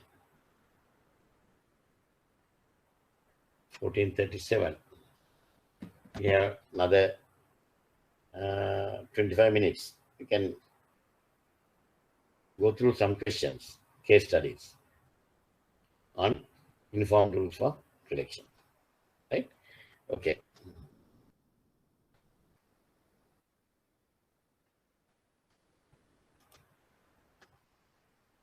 You can see the presentation. Yes, sir. Yes, sir. Right, okay. Meeting among Kila. Right. 2D again, Patangam. Fill in the blanks. Parties involved. Exporter? Principal. Huh? Principal. Principal. And the second one? Remitting bank. Remitting bank. Third one? Collecting bank. Importer? Drawee. Can you differentiate between clean collection and documented collection? From now onwards, don't do it now, but once we finish this session, right, no more collection, it is up to you. I will discuss with you whenever I'm getting a free time, right? So you keep it ready. ඔක්කොම මේ questions දායම කරලා ready වෙලා ඉන්න. මම නවත්තු පදනේ ඉඳන් ඊටු ටික කරගෙන යන්න බලන්න. Right? Only thing I want you to write the answers in a proper manner, like how you are answering a question at the exam. Same way, refer the books and then answer, give a proper, complete answer. Earlier, with the physical classes, I used to check all your answers and correct it and give it back to you. Now you can't. So it is up to you. This is a challenge, right? Okay, කරන්න. ලියන්න. ලියලා අරගන්න. So you can differentiate. Can you differentiate between clean collection and documented collection? Article 2 එකේ තියෙනවනේ. ඒක බලලා ලියන්න. Study 1. Read and give me the answer. You receive an import DP bill for US dollars 50,000. Your customer XYZ company limited informs you that they have cash flow problem and would like to pay US dollars 25,000 first. And the balance will be paid after the goods have been sold. What is your position under URC 522? What is the article and sub-article?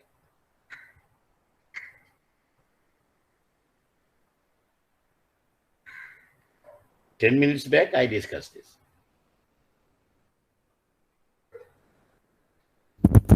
Article 19, Section B. Very good. Very good. What the name again? Minuri. Minuri. People's Bank. Very good. Minuri, People's Bank, mana area ke dini? Current accounts and clearing. Current accounts and clearing. Right. People's Bank trade finance manager to කියලා බලන්න හොඳ ළමෙක් ඉන්නවා ගන්නේ කියලා. ඇත්තටම හොඳයි. Yeah.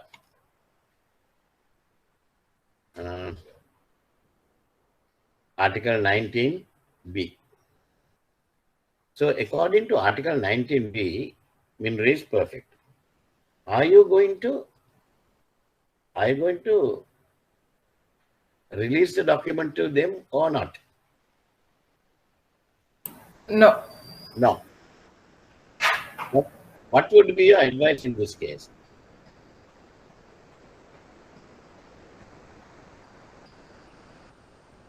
the customer has to pay the full amount. Yeah. The customer doesn't have the money. That's the problem. So how are you going to help the customer?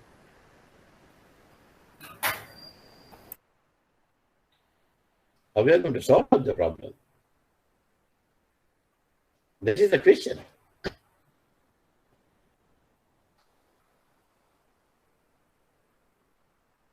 නැත්නම් බඩු ටික විනාශ වෙනවා නේ. එහෙම බෑනේ. කස්ටමර් කෙනෙක්ට අපි උදව් කරන්න බෑ. How we are going to do? What action?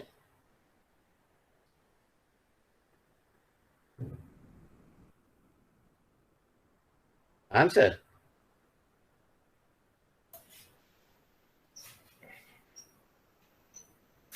Arranging a credit facility. Short term.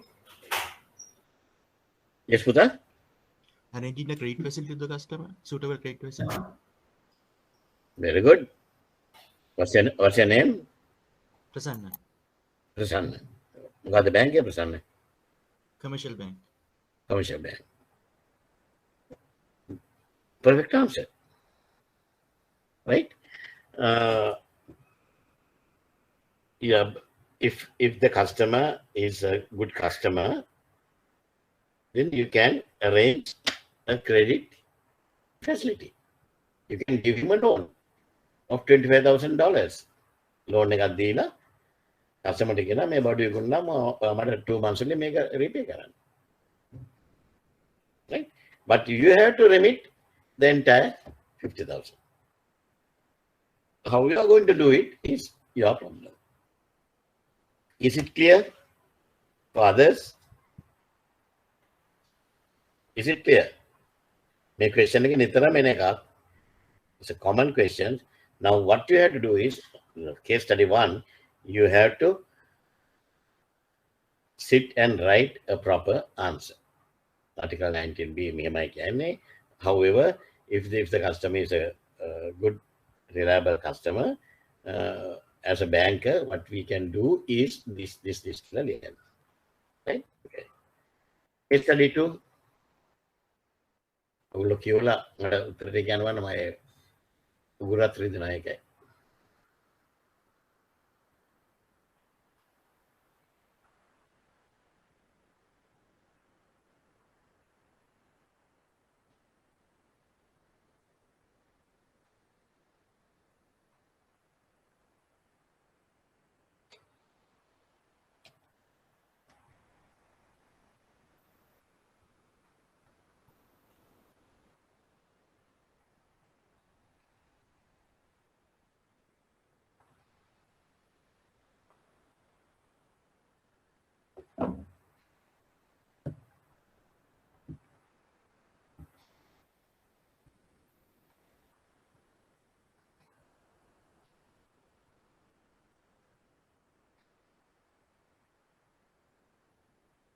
Is remitting bank correct to claim interest?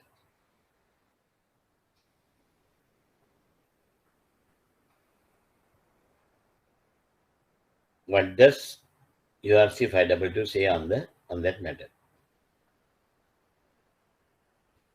What is the article and sub-article? Article 20. 20. Sub-article? A and C. Huh? A and C. C. No. Wrong.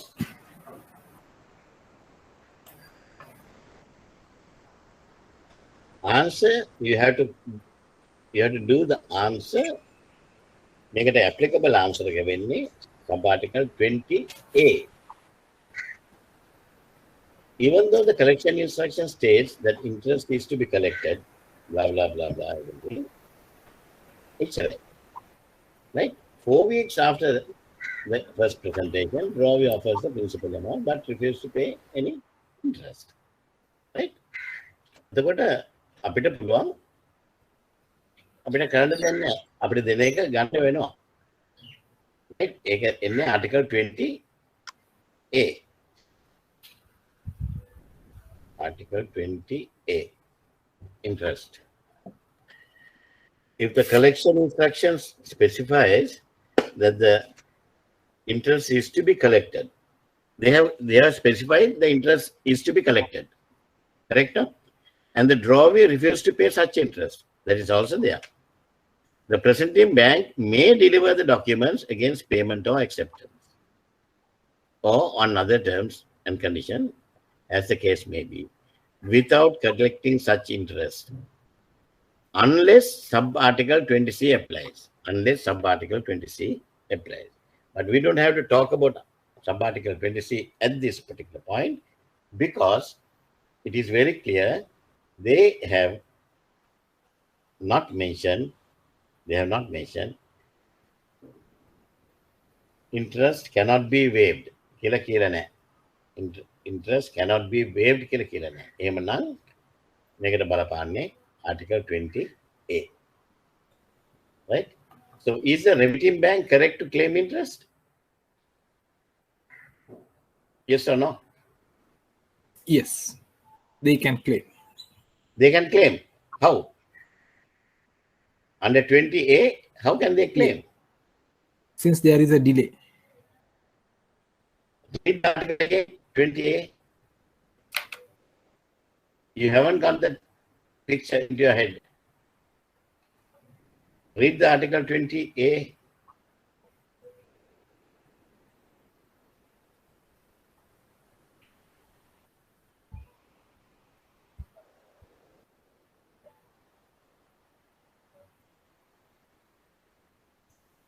It is not correct to pay. It is not correct to claim, because they have not mentioned interest should not be waived off. Therefore, they can't just, they have done the mistake. They have not mentioned interest cannot be waived. They have to satisfy with the principal amount. Right? ඕකට ගොඩක් කට්ටිය exam එකට උත්තර ලියනකොට අපි papers බලද්දී අපිට අහු වෙනවා, lot of people will answer under 20C. Under 20C, you won't get a single mark. You won't get a single mark. මේක ඇවිල්ලා 5 marks question එකක්. 5 marks question එකක්. පරණ papers බලන්න 5 marks question එකක්. There you go. Concept එක වරද්ද ගත්තා නම් එකක්වත් හම්බ වෙන්නේ නැහැ. ලබන පහම අපරාධේ. right? ඒකෙන්ද හරියට ඉගෙන ගන්න.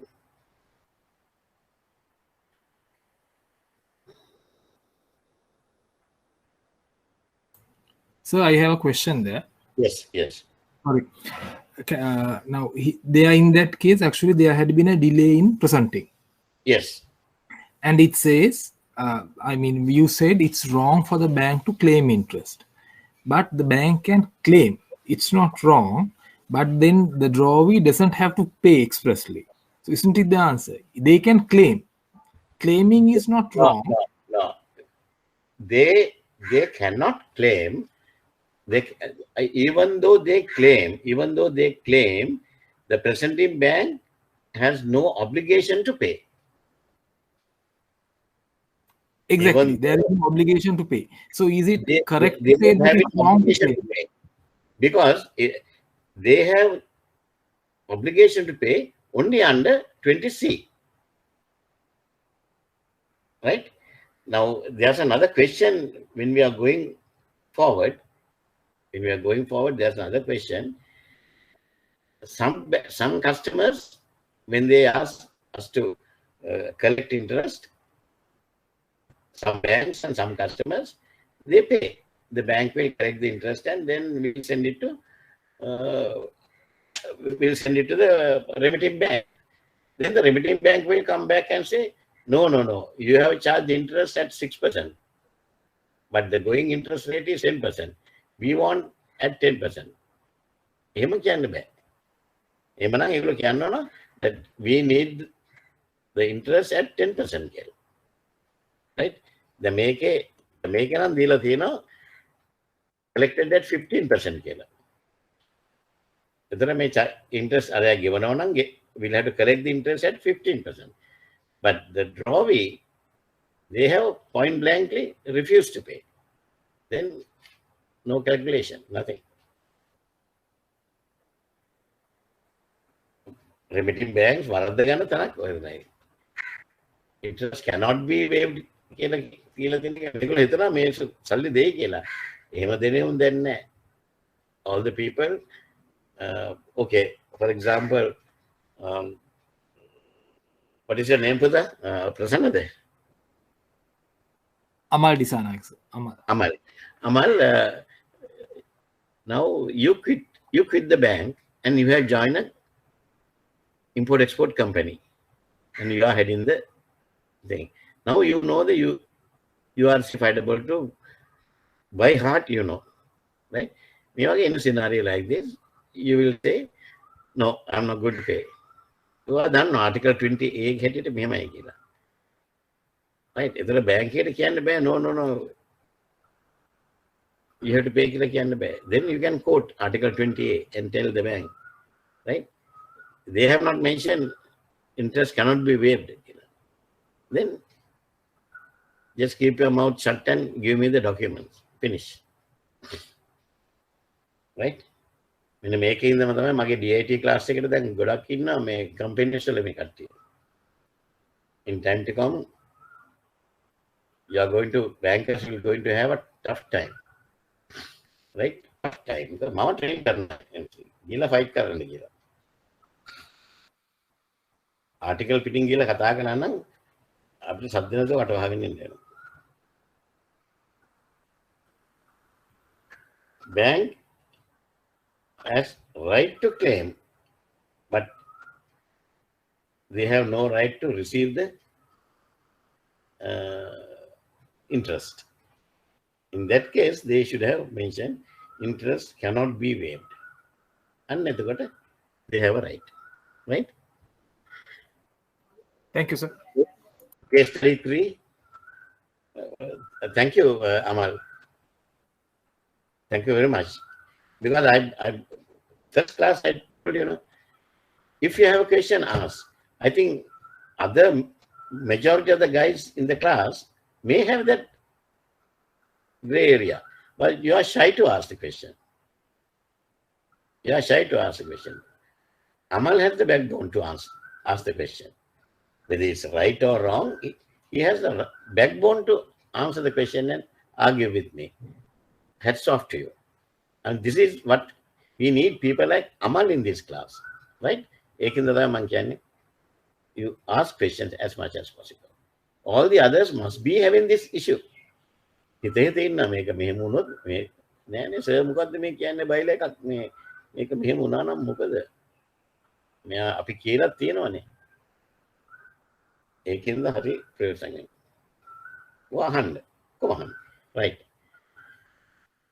Case study 3. Read.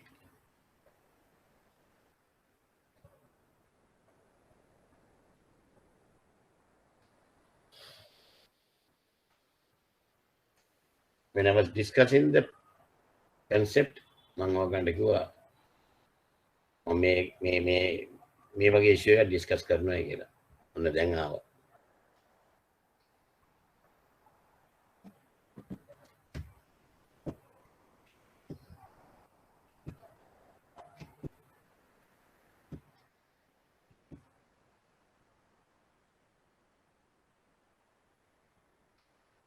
මේක මගේ මේ question එක තරම් තුන past papers වලට.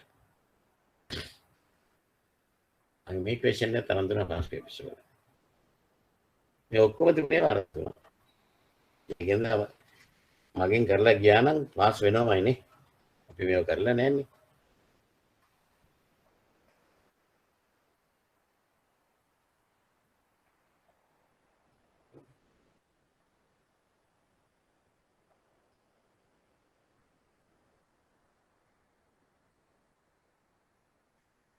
මාර කේස් එක කළා තියෙන්නේ නේද?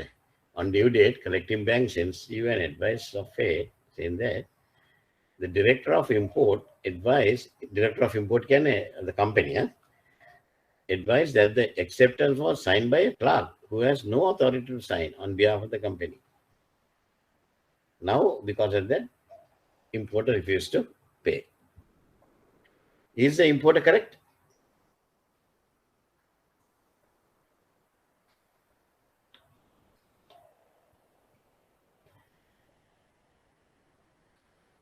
were errors made by the collecting bank? What does the URC find able to say on the matter? Article and sub-article, sub-article, article. Article 22. Very good. You hit the jackpot. Can't hurry. Then, now you answer. Is the importer correct?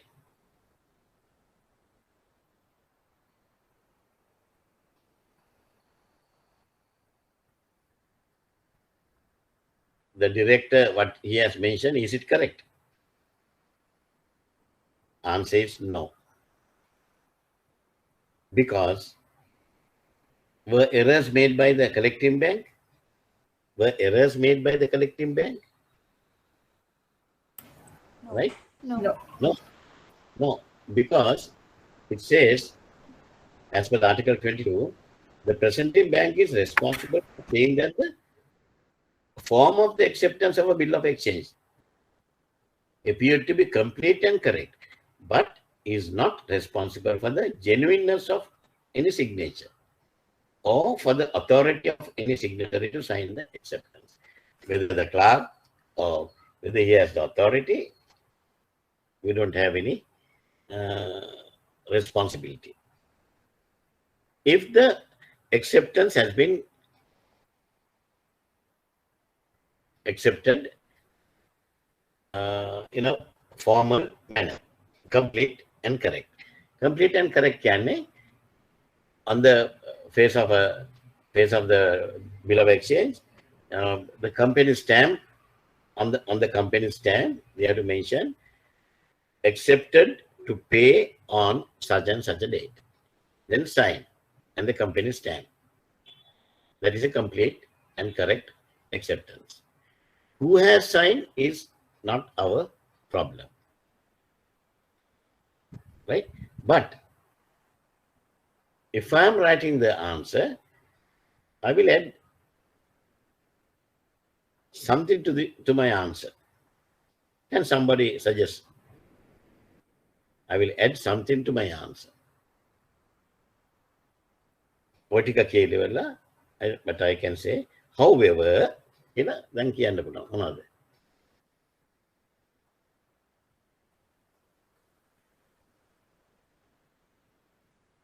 Article quote however. What is the article? 23. No.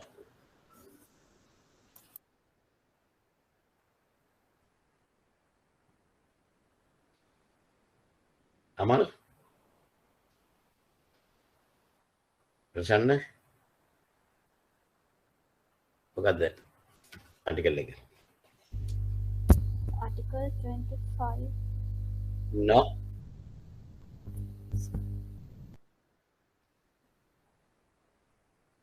Now think about your actions as a prudent banker. Good faith and reasonable care. Anna Hari. Article 9. Article 9. Yeah, you have to say, however, as per the Article 9, a prudent bank should act in good faith without any negligence. Therefore, as a prudent bank, there is a moral obligation of a bank to check the signing authority and the correctness of the signature. ඒකින්ද තමයි banks අපි ඕවා ගත්තට Article 22 තිබ්බට අපි check කරලා බලනවා whether this guy is an authorized signatory or not කියන එක. ඒක අපේ bank එක අපිට දෙන්න පුළුවන් හොඳ service එකක්. Right? එහෙම වුණා නම් මේ ප්‍රශ්නේ එන්නේ නැහැනේ. From the day one we can identify. Right? Right. How about if the collection instruction include protest for non-payment? Protest for non-payment. That is there in Article 24 neither. Yes, sir. Article 24, protest for non-payment. what course of action would you recommend? Now we have discussed protest for non-payment, then you can protest. We can say, even though as per the Article 25, the bank can protest for non-payment, in generally the presenting banks or the collecting bank does not want to get involved in this unnecessary legal process. Unnecessary legal process.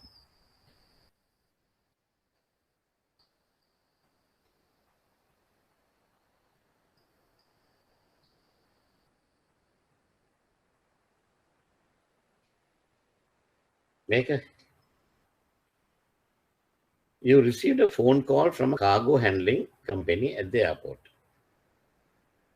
Then the time make up it. Yeah, right? Can you read this question properly and answer answers to කොලටික ළඟ තියාගන්න හැමදාම class එකට එනකොට ඒ කොලටික ළඟ තියාගන්න.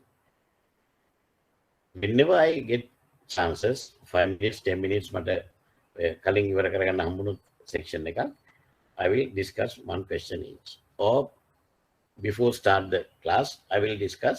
අපි එහෙම කරමු. Before start the class, sharp 1 o'clock till 1:05, I'll discuss one question. 5 minutes discuss. The people who join late will miss the bus. Punishment. The people who will join late will miss the bus. Right?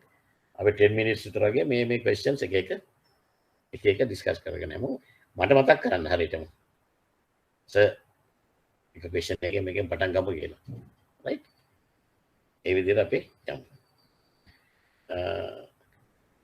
Case study 5 එක කරන්න එපා.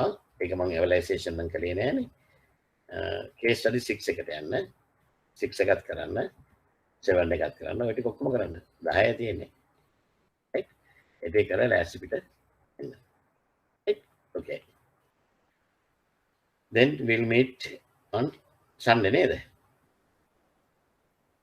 We'll meet on Sunday. How do you think today's session? Is it very important? Yeah, you learn a lot. Where what is your feedback? So it was a good session today. Very good, sir. Very good. If you you understand what I'm telling you, no? Right, Mama? Yes. Sir, I will have 1 or 2 additional classes because even that it's much work. I will have more work, but I'm thinking of you guys, right? Then you will understand. You will work according to my style. But responsibility and obligations in your hands. Article 27 kila daaganda veka. 26 years, right? Responsibility and obligation with the student, right? Okay. Have a nice day.